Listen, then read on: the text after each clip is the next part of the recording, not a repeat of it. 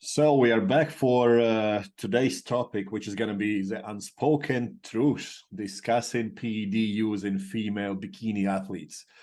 And so there's probably a lot to talk about, a lot of personal experiences as well, because both of us have worked with women extensively. I have my predominant client base now, just males. But I've spent many years working with women, whereas you are still heavily involved in all that and spent a lot of time with people who are extremely smart, like learning from people like Lyle McDonald and stuff. Would be interesting to see your perspective on these things. What do you see? And just be honest and open about it. So what are the reasons behind why girls go that route?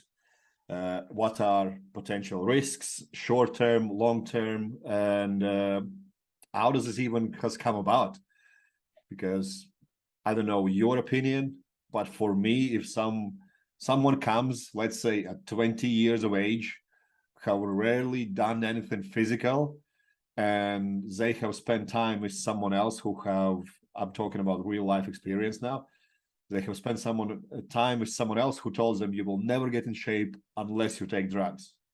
And you just either that dude wanted to mess you up and get you in shape because he didn't understand what he's doing, or he wanted to sleep with you. Because using PEDs will increase your sex drive. You want it or not, that's a side effect. And I have seen those kind of stories as well, where women have gone that route because they put trust in this person, and they ended up with that guy, even if they were in relationships. I know I had this one girl I used to work with. She ended up sleeping with her coach, even though he was married and had kids and all sorts. And he was giving her all kind of stuff. And when she listed everything, it was clear that he was not interested to get her in shape. He was interested to get in her. Well, there's pieces of shit all over the place, that's for sure. Yep. It's super common though. Anabolic steroids definitely drive female libido. Definitely.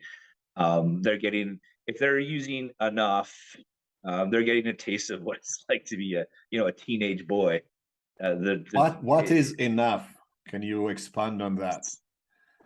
Well, it's going to vary for the individual, but obviously you could provide a replacement therapy dosage of, say, testosterone to a female. That's not necessarily going to change their libido to an abnormal level. It's going to bring them to what would be considered physiological normal. But that's going to be such a small amount. Like you're talking like a couple grams a week kind of thing. But typically what you see is milligrams, probably hundreds of grams a week. And now they're getting like 10 times, 20 times the testosterone level that their physiologically normal body would produce. And their hormones are literally under control, and so is their urge. So what are the normal numbers for a female in terms of how much testosterone their body would produce per week? Well, typically an endogenous female's production is going to be around 0.5 to 1 milligram per day of testosterone, where a male's like around 10 times that. They're somewhere in that 8 to 10 milligrams per day, which is interesting because if you think about a very popular bikini prep protocol, the coach will give the said bikini girl 10 milligrams of Anavar every day, starting 12 weeks out. Well, that's 70 milligrams a week. That's already 7 times her natural anabolic production in a sense. Now, Anavar is slightly less androgenic than testosterone, but you're still really fast tracking some androgen qualities that you might not want. So what is Anavar? What does it actually do, and what is the difference between Anavar and testosterone, let's say? Well, testosterone is anabolic, but what happened is they did basically a ratio. Testosterone is sort of like the measuring stick of the anabolic androgenic ratio, 100 to 100. Anabolic is basically its muscle building abilities, and androgenic is its masculinization abilities. And then what they've done is scientists have created other steroids, which are basically derivatives of, in some fashion, of testosterone, to try to either increase the anabolic and decrease the androgenic, or vice versa. So typically what a female will be susceptible to is a coach finding a lower androgenic steroid like Anavar. It's going to have an androgenic ratio of around, say, 30 compared to testosterone, which is 100. But it's going to have an anabolic capacity of, say, upwards of, say, some people say 600. So it's 3 to 6 times more muscle building capacity than testosterone, and only 30% of the masculinization. So they consider it a female drug, quote unquote, or female friendly, or a girl drug. A lot of guys take Anavar, and sometimes they get slack from their bro buddies, say like that's a chick drug kind of idea. But really, it's just it's a ratio. But it was actually done on animal models, not on humans. So it doesn't really play out one for one in real life, because obviously humans are a little bit different. So what would be reason for someone goes that route? Maybe they are aging athlete, or maybe they have had some injury or whatever. And expanding on that, what would be short-term or long-term side effects if anyone goes that route, and maybe why people should look into it before they trust the person that tells them, hey, you need to take this to look like a bikini chick? There's a huge, this is a huge topic. And it depends on who's looking at it and why. In the competitive world, the drug use is rampant. I've gone as much as saying that I don't believe, even at the bikini level today, now, that there's that many natural athletes out there at the pro level. Definitely not on the Olympia stage. There will be, and there always will be, a few genetic outliers, but majority, and I'm talking like high 90%, they are using performance enhancing drugs to some degree. So the competitive side of things, if that's their goal, then they want to be doing, in their mind, they think they should be doing what the pros are doing. I don't necessarily agree. I think everyone is individual and should be looked at as an individual case. But I think it's, to reach that goal, it's almost unachievable as a natural athlete anymore, because it's evolved so much. Like today's bikini athlete at that pro level looks like yesterday's figure girl. Like they are just getting more and more muscular. And the only reason that's happening is because it's the same top 10, top 15, whatever winners every year. Well, they use drugs. So they are growing all year round. So every year when they come back and defend their titles, they're a little bit more muscular. So the category evolves with them. Nobody's really paying attention. But if you Google something like, Google like the 80s Miss Olympia bodybuilder, and she looks like today's bikini girl. Yeah. And it's just because drugs have just been in play this whole time. And drug use in females is very sneaky. When you talk about the side effects, short-term effects, an anabolic androgenic steroid is really not going to pose that much danger to the health because it's hormones. But if they dose things idiotically, they could see masculinizing effects that they might not want quickly. Maybe their voice changes, maybe hair growth they don't like, or receding hairline, or even some morphological changes in, like, girl parts, clitoromegaly, where it actually, the clitoris grows. But that takes some time. That's usually not instantaneous by any means.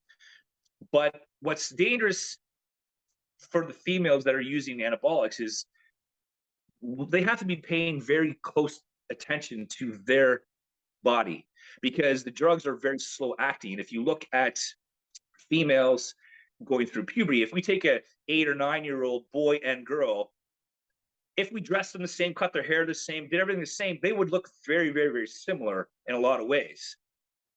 It's not until after puberty do we really divide. And that's because in a male, testosterone becomes the primary hormone, and in female, estrogen and progesterone take over. And that's the difference. And even when you look at, say, transgender, which is ever more popular these days, the process for a female to take hormone therapy and become a male is about 3 to 5 years of 50 milligrams of testosterone a week, up to, say, 100, even up to 200. Their goal is to get a female's testosterone level into a male's physiological normal range, which is about 10 times what a female would be. And that's taking 3 to 5 years. And that's about as male as she's going to look when it comes to the masculinization. So 3 to 5 years doesn't sound like a lot of time. If you're looking at bikini athletes or any female using drugs, if they're not paying attention, after a couple years, they will have experienced some changes that they might not even notice until they notice. And when that happens, they can't do anything about it. And they're obviously almost always hanging around with like-minded individuals or people doing the same thing. So you kind of evolve together and you don't notice. We're both getting bigger at the same time, so we feel like we kind of look the same. And then when you go to Christmas dinner once a year, your family's like, whoa, what's happening here? Because it's sneaky. So the long-term effects for health, they range just like they would for men. There's all kinds of potential problems, but I find that that's mostly lifestyle and dose dependent. Like you can, and they do it all the time, use steroids in a therapeutic manner, safely, as safe as a drug, could be, even though no drug is safe. There's ways you can do it and minimize problems. And there's ways more people are doing it that are maximizing problems.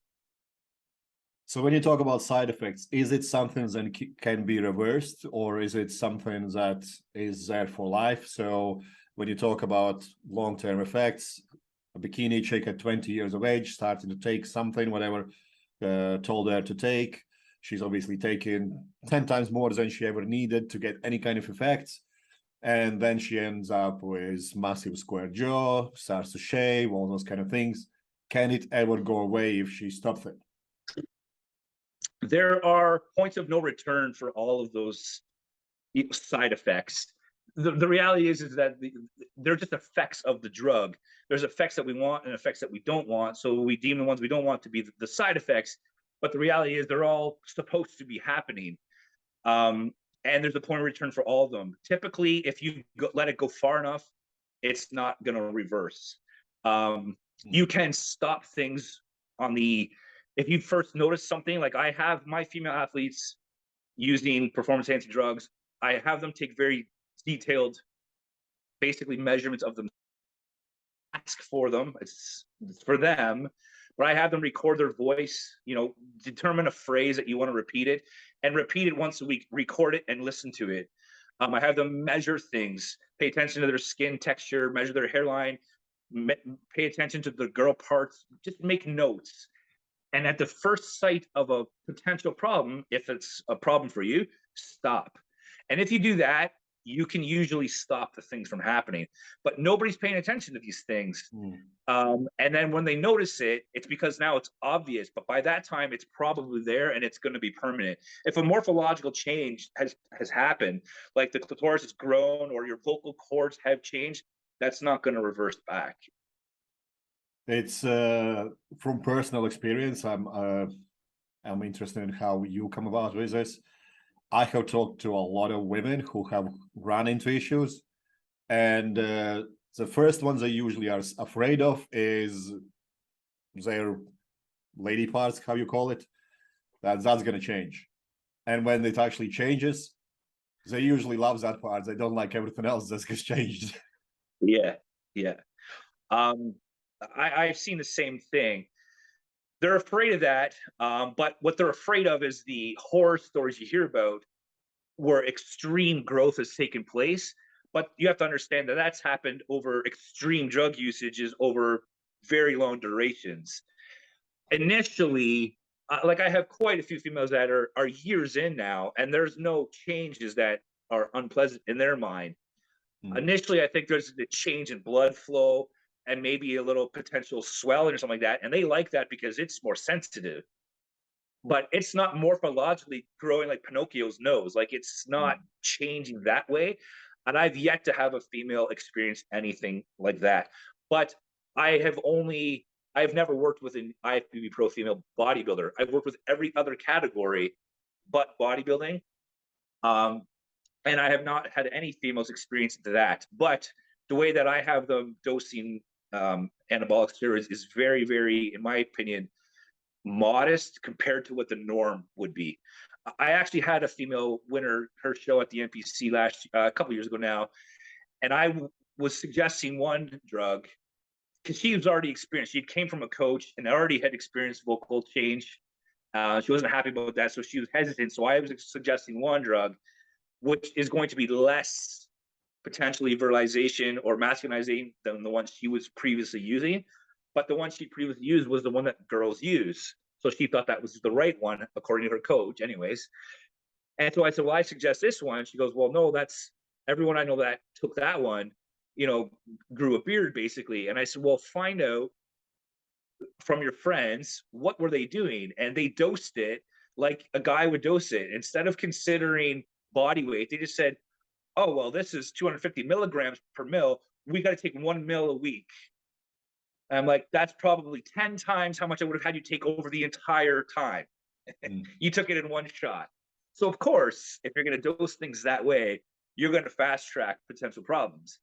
But with my females, the way that we plan things out, they're not seeing anything unwanted other than once in a while.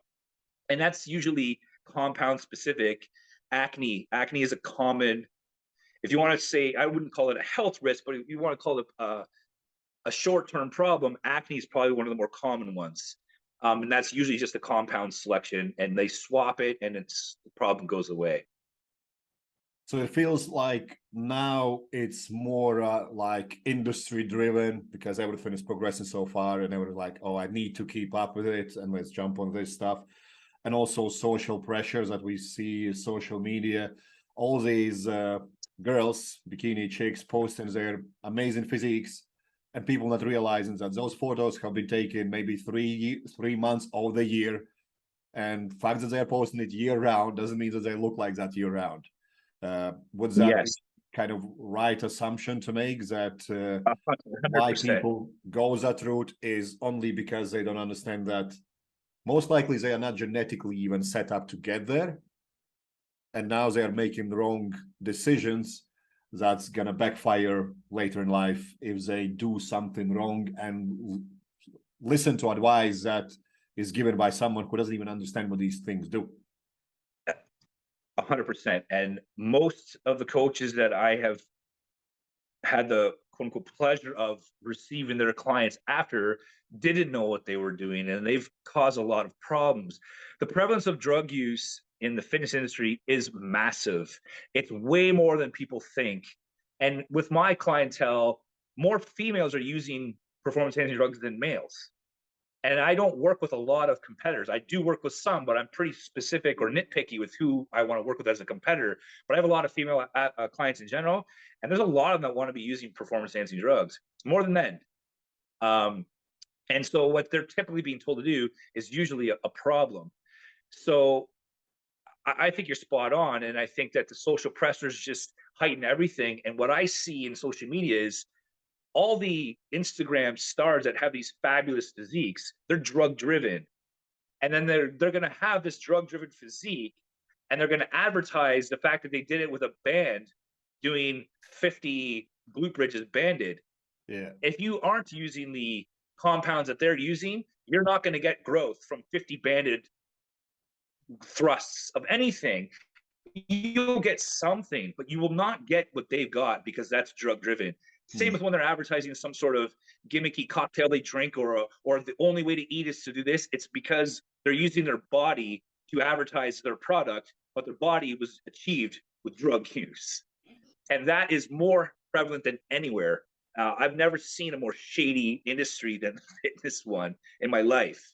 It's just total smoke and mirrors. So it's unfortunate that the women think that it's like a double-edged sword. Like in one side, they think, well, that's the way I should be training, which is suboptimal training if they're not using.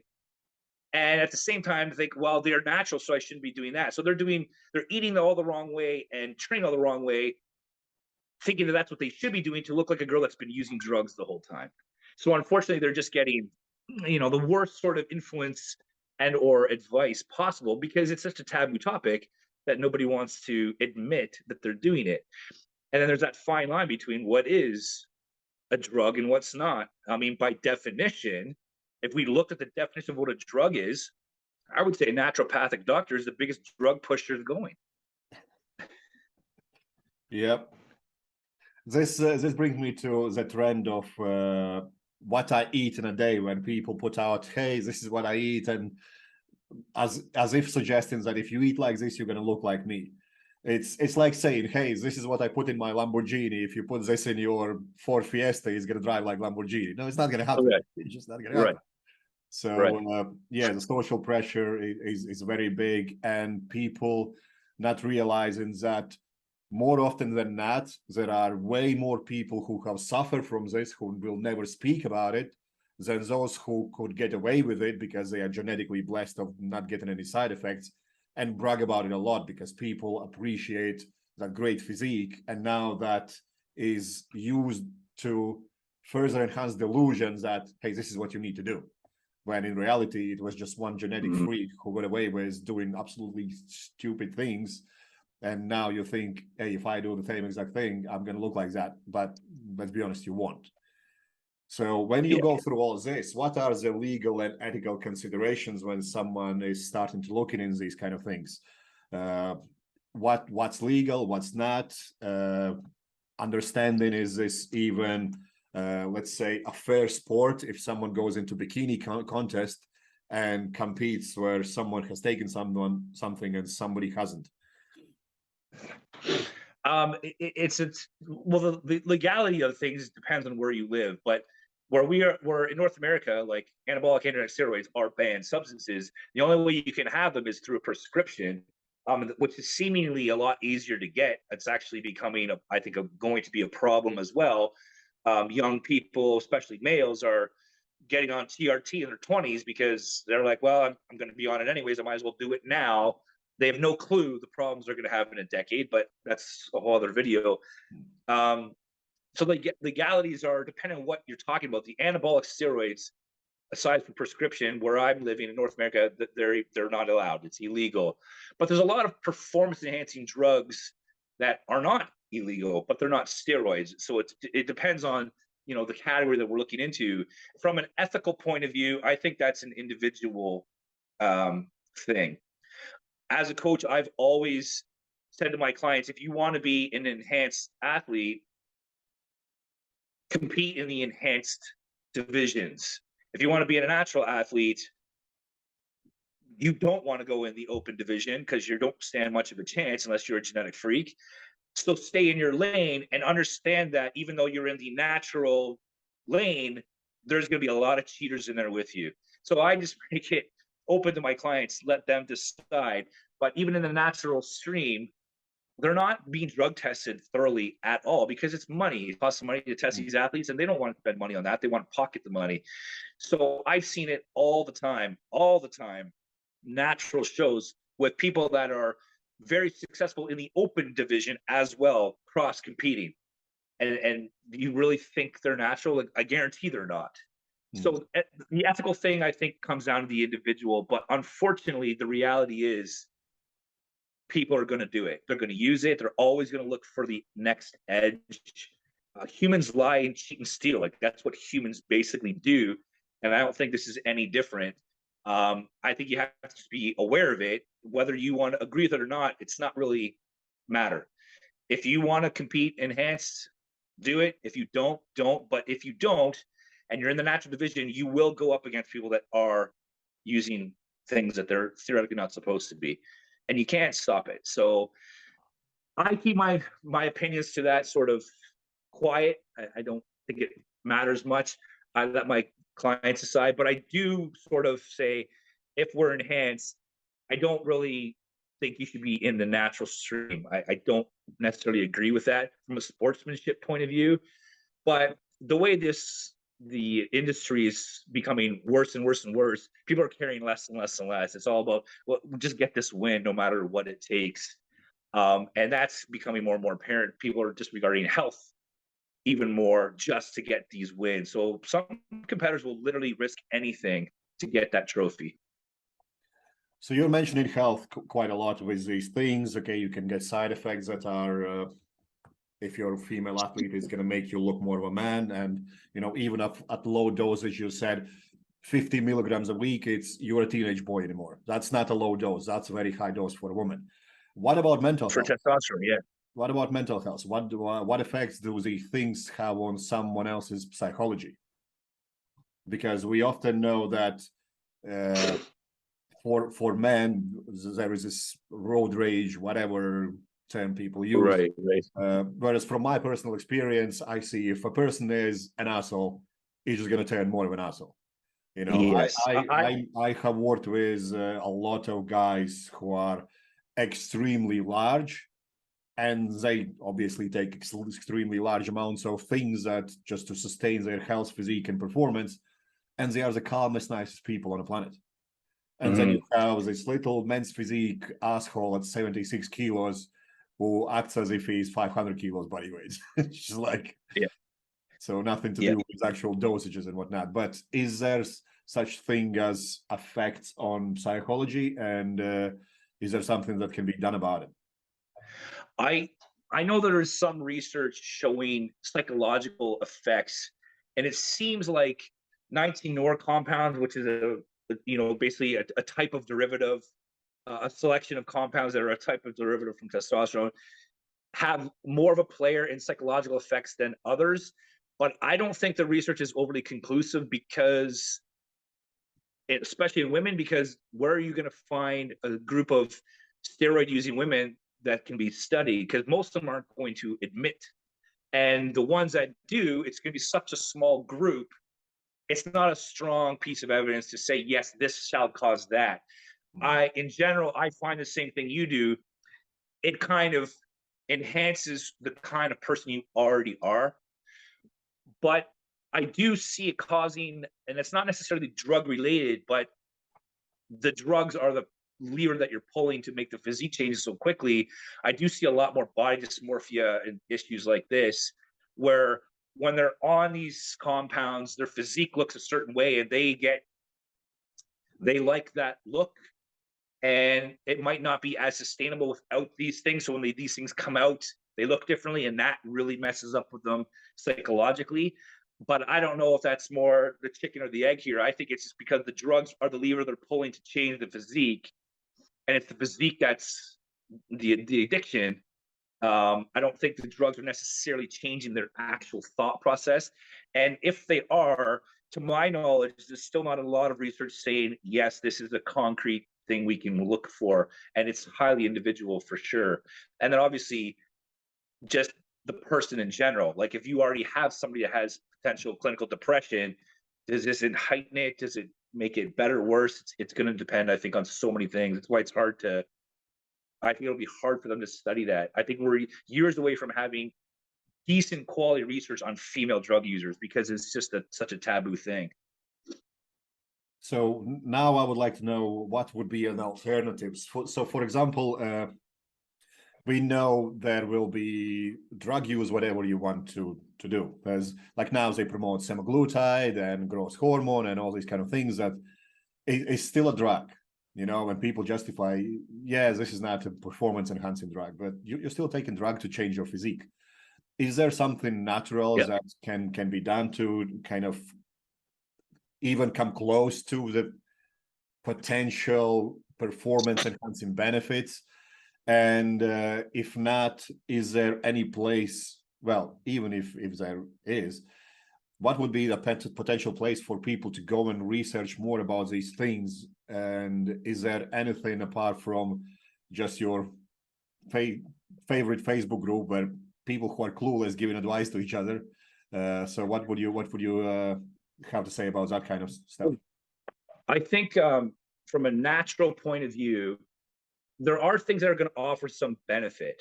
There's no question. Like natural approaches have some merit. It's just very niche. I would say the best supplement a female has, if they literally are trying to remain natural, is going to be creatine. That's really probably the best thing, and one of the only things they have that's going to help from a performance benefit point of view.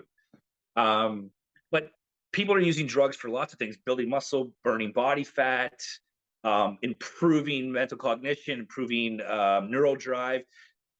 Natural approaches to these will never compare, but there are things that can be attempted if someone's very against drug use.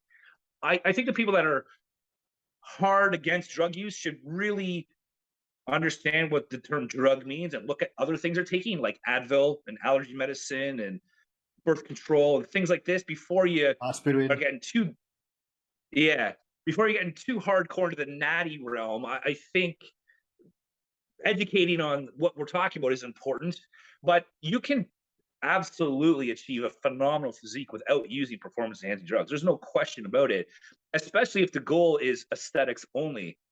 We don't necessarily need to improve performance. We need to improve body composition. That's just energy balance, create a deficit if you want fat loss. Um, I would think for my females that are enhanced, we don't stay on compounds for very long. It's a very short duration of time, and we spend more time off than on. And during the off times, there's lots of things that we can do that aren't steroids that can help them either progress or at least not regress. And in terms of resources, I don't know of many. I wouldn't trust anything you see unless you've spent enough time and cross-reference what they're saying enough times that they're still standing strong. Like over my 20-year course, I've gone from, I don't know, say 10 people who I could trust to 3. And I'm not saying that some of the ones were wrong, but some of them are saying the same thing. I don't need 2 people saying the same thing anymore. I've narrowed down to 3 that, in my opinion, have always proven to be still accurate. And I cross-reference them whenever I can. The minute you find somebody, the minute you're being influenced by somebody and you're finding contradiction in what they're saying to another trusted source, I would really start paying attention and dig there, because it could be that something's becoming false. I believe that the information that we put out, you, myself, is trustworthy information. But I think we're very, cautious about what we're putting out on purpose. So anything that we're saying from a hormonal point of view for females, that's how I do it. So I very much believe in that. But other people, I'm not sure, because I think most people are they're lying. Yeah, and like you said, there is very little to no research to actual Yes. what people do in real life to how it actually plays out. There are some studies in medical settings and all those kind of things, but it's like comparing animal studies to people. If you are testing a person who has broken leg and they have been given some PEDs to recover, it's completely different than checking out how Ronnie Coleman responds to 1,000 milligrams of testosterone. It's just not comparable. Right. I think a good way of doing things is, most of the drugs people are using had a therapeutic purpose and are probably still being used in medicine. So I'd be doing something like, like the PDR book. You can get these online, a nurse's book. Get an idea of what is the drug actually meant for, because that's going to be strictly right from the manufacturer. Like, this is what it does and how and why. And then from there, you'll get at least an understanding of what that drug is meant to do. And then, because of what you just said, we don't have a lot of concrete research in a demographic of steroid-using females. Now you're going to want to find people that have some experience in the trenches. And that's where it gets scary, because everyone will go to the IFBB coach because he coaches the IFBBs, but they're usually the worst possible place you can get information from, because they're literally just templating everything, and they're giving you drugs that they were given. It's like a hand-me-down. Not many of them, there's exceptions for sure, but not many of them are actually learning the physiological response and, looking at the research. They're just doing what works, and the drug will work. Like, if I give a bikini athlete 10 milligrams of Anavar a day and run her on a treadmill, she's not going to lose any muscle, and she will get as lean can be, and she'll place out a show. But that to me is not coaching. That to me is giving you the Anavar crutch. Doesn't matter what you do in the gym. You could lift a pencil, you could lift 1,000 pounds. It doesn't matter, because I just need you to get lean. So I could run you on a treadmill all day long and you won't lose muscle under the influence of a drug. That's not coaching yet. That's a template that you'll see over and over and again. And if you have a team that has 15, 20, 30 competitors at shows, all doing the same thing, they're going to get wins. And then they become the team that has all the big names. and then the names flock to the team, and it's just this vicious cycle. But the reality is, if you get a chance to talk to some of these people and look at what they're doing, you'll find a ton of similarities. And if you take those similarities and look at the actual, say, medical use of these things, you'll see like, well, that doesn't really make sense. Why would they do that? Or why are they using that much, or whatever? It takes a lot of work to really figure out who you're listening to, but it's worth it because it's your health long term that we want people to keep in check. And if you're fast tracking yourself to a mustache, in 3 to 4 years from now, you're going to regret it. Almost Absolutely. certainly. Like you said, someone gives you something, hey, you can get in shape no matter what you do, but you will be in shape with no health, no mental fortitude. You probably will have eating disorder, and so on and so forth. You know, just because you got in shape doesn't mean you are healthy, which is a massive difference between looking great and feeling great. And let's be honest, the better you look by human perception, probably the worse your health is. When you look at the on average people doing it, yes, but you can look that good and still be healthy. That's the thing. It's usually people are just taking an approach that's crushing them, but it doesn't crush you today. It's going to crush you in a few months or a few years. And if your whole reality is based on how you look, your body can no longer do that because you've destroyed something and you can't look that way anymore. What is that going to do to your psychological health? You see it all the time. You see people that all they do is show throwbacks, and where they currently are now, they're not happy. They can hide as much as they want, but it's obvious. And before you know it, they're, 7 cats or 4 dogs, and that's the thing. And they've literally limited their pool of options because they have really gotten to a point where they had no intention of going in the first place. It was just from poor guidance or decisions, or both. I think in my perspective, big takeaway from all this is these things are way more prevalent than you might think they are. Yes. But it's because people don't realize the consequences it can lead to. And it would be useful for anyone who is even trying to go that route to sit down and assess, hey, what is my life going to look like 5, 10, 15, 20 years from now? Is it worth doing it now? And can I deal with that when I hit certain age? No matter what I do, how much I take and whatnot, I'm not going to look like this anymore. That's where all the problems will kind of backfire if all you obsess is just how you look. Yep. And there's no guarantees. There's no such thing as a safe drug. No matter what, you run a risk. No matter how conservative you're going to be, you run a risk. So you have to be aware of the risks and be okay with them on your own. Like, it's got to be up to the person. Like fertility, for example, or whatever the risk is, they need to know the risks and know that they're there no matter what. And then obviously how you use these things, you can amplify the risk 10 times or potentially even minimize it. Awesome. Thank you, Scott. Appreciate you. And I'll speak to you next week. All right. Sounds great. Thank you.